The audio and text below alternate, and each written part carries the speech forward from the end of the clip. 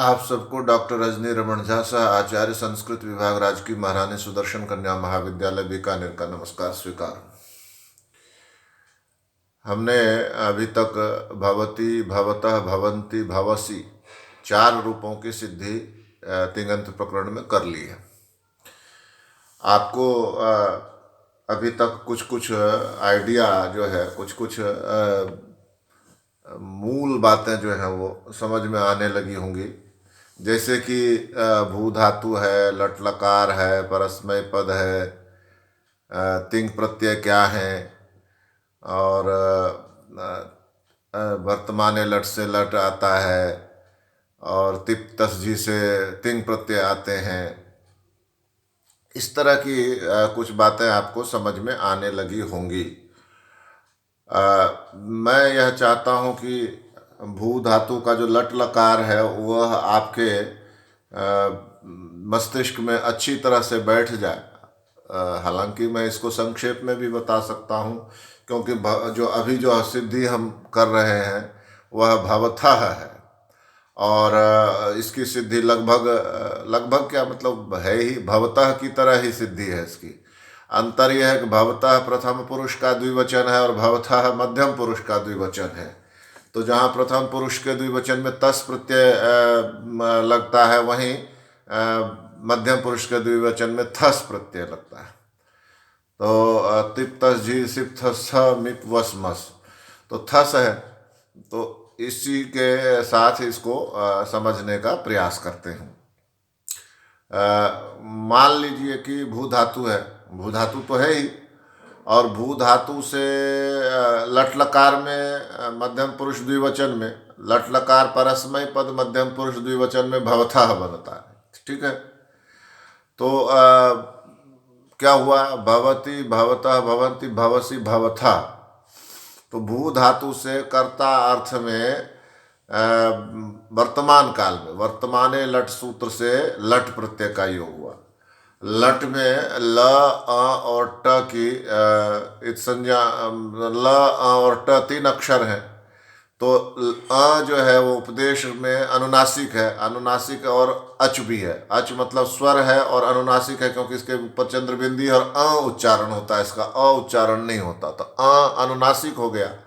तो उपदेशे जनुनासिक इत सूत्र से अ की संज्ञा हुई और तस्य लोपा सूत्र से उसका लोप हो गया। ट जो है वह अंतिम है और हल है, तो हलंत्यम सूत्र से उसकी संज्ञा हुई और तस्य लोपा सूत्र से उसका लोप हो गया। तो अ और ट का लोप हो गया तो क्या बचा, ल बचा। तो क नंबर पर हो गया भू प्लस ल, भू में ही लट जोड़ा है ना, तो भू में लट जोड़ा तो बचा है ल, तो भू प्लस ल हो गया। अब ये जो तिंग प्रत्यय है, ये बार बार मैं आपको दोहरा रहा हूं, ये तिंग प्रत्यय ल के स्थान पर ही आता है। सूत्र का नाम है लस्य। क्या नाम है, लस्य। तो लस्य सूत्र से ल के स्थान पर तिंग प्रत्यय आता है। तो यहाँ पर तिप तस झी सूत्र से तिंग प्रत्यय लाने वाला सूत्र है तिप तस झी सिप थस थ मिप वस मस, पूरा एकदम। ता साथाम ध्वम त आताम झ था साथाम ध्वम इट वही मही, ऐसा पूरा। तो पूरा न लिख के हम तिप तस झी देकर और शून्य बगल में देकर काम चला लेते हैं। तो तिप तस झी सूत्र से मध्यम पुरुष परस्मय पद मध्यम पुरुष एक द्विवचन में कौन सा प्रत्यय आया, थस प्रत्यय आया। तो क्या बना, भू प्लस थस, ल के स्थान पर थस आ गया। अब तिंग शित, अब थस क्या है, थस है तिंग प्रत्यय। तो तिंग शित सार्वधातुकम सूत्र से थस के तिंग शित सार्वधातुकम सूत्र से थस की सार्वधातुक संज्ञा हुई। और सार्वधातुक परे होता है तो भू से परे यानी कोई भी धातु हो उससे परे कर्तरी शप सूत्र से शप का आगम होता, तो शप का आगम यहां भी हो गया। तो शप में 3 अक्षर हैं, कौन कौन से, श, अ और प।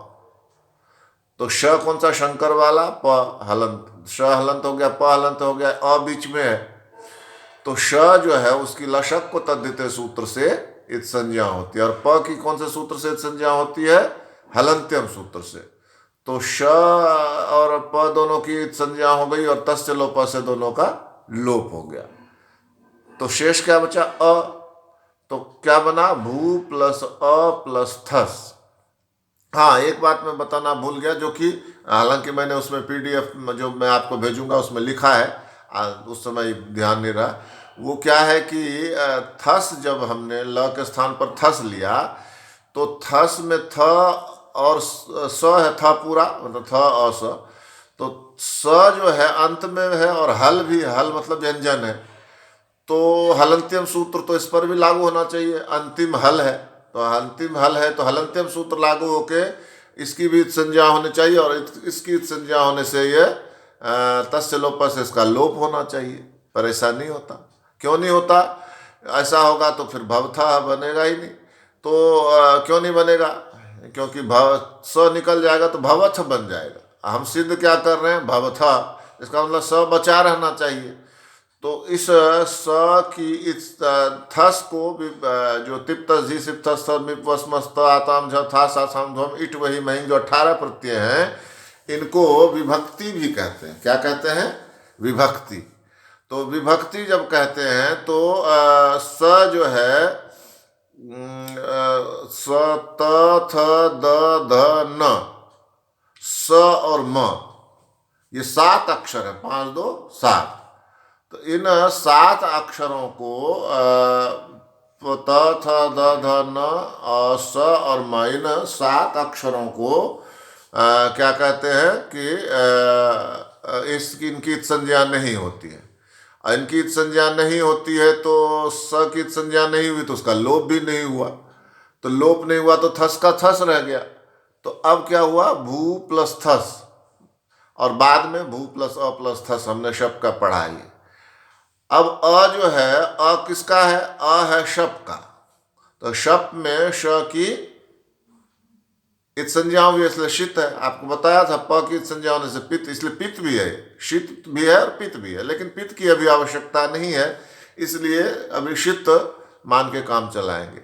जहां जिसकी आवश्यकता होती है वहां वैसा ग्रहण करते हैं। कहीं पर पित्त की भी आवश्यकता आ सकती है।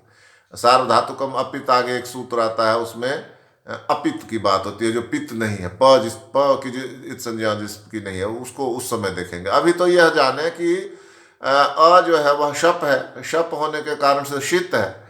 तो शीत होने के कारण से क्या हुआ कि आप जब आप ये वीडियो देखें या सुने तो आगे आपका ये जो पीडीएफ मैंने भेजा हुआ है आपको, तो इसको सामने रखें तो आसानी से समझ में आएगी बात।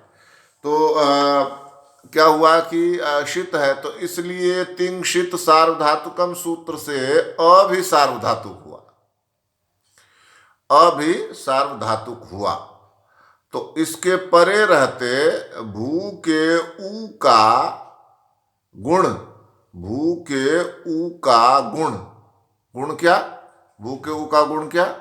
तो भू के ऊ का गुण हुआ ऊ। अ ए और ओ को गुण माना गया। अ ए और ओ को क्या माना गया? गुण, अधेन गुण।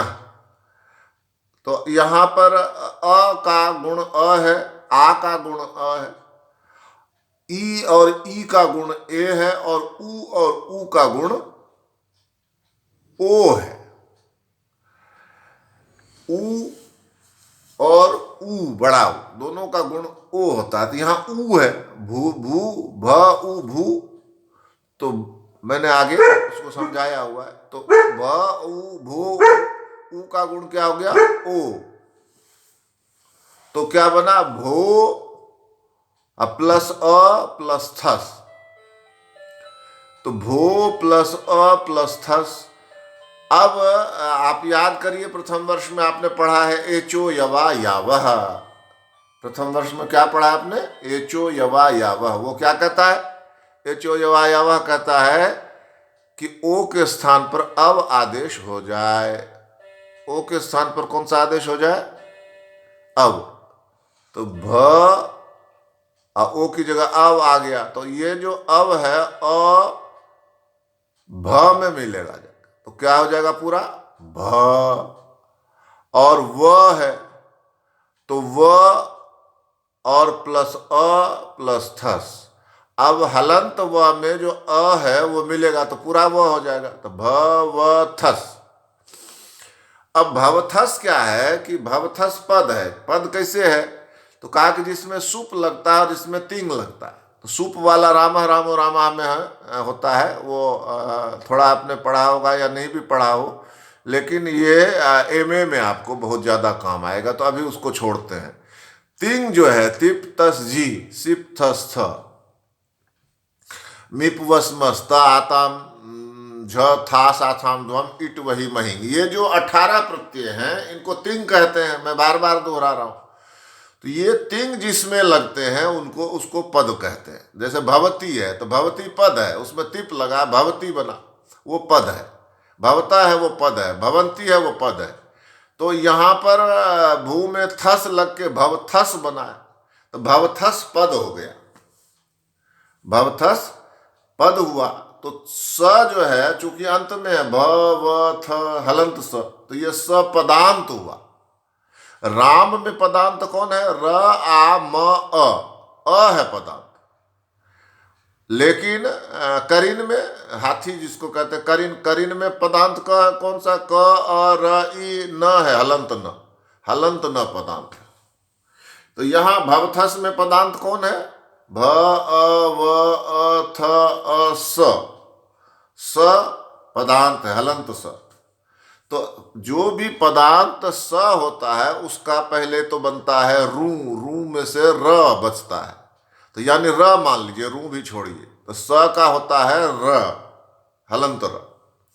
और र जब अंत में होता है तो उसका विसर्ग हो जाता है। सूत्र का नाम है खरवसानयोर विसर्जनी। यह खर और अवसान में र को विसर्ग होता है, तो जहां अंत होता है वहां र को विसर्ग होता है। तो भवथर, भवथर में र अंत में है इसलिए उसका विसर्ग हो जाए। भवथस से भवथर बना, स का र हो गया, बताया आपको, और र का अब विसर्ग हो जाएगा तो क्या बनेगा? भवथः।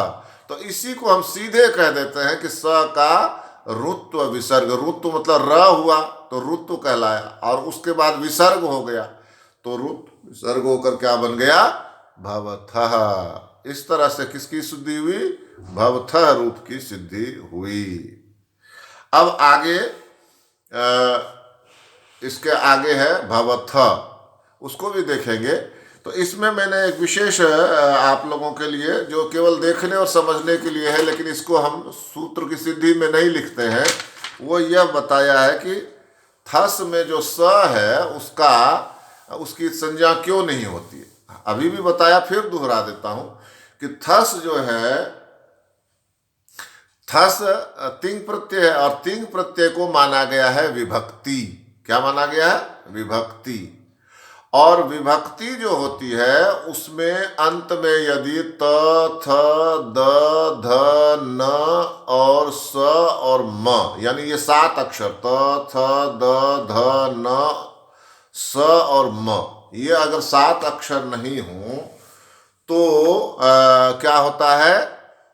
7 अक्षर नहीं, चाहे 7 अक्षर हो तो इनकी इस संज्ञा नहीं होती है। तो इस संज्ञा, यहां पर थस में स है तो इसलिए इसकी इस संज्ञा नहीं होगी।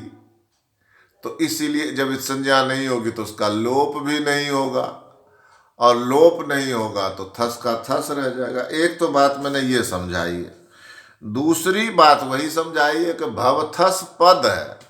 भवथस क्या है? पद है। पद होने से क्या होता है कि सपदांत हो जाता है। पद क्यों है? बताया आपको, तिंग लगने से पद होता है।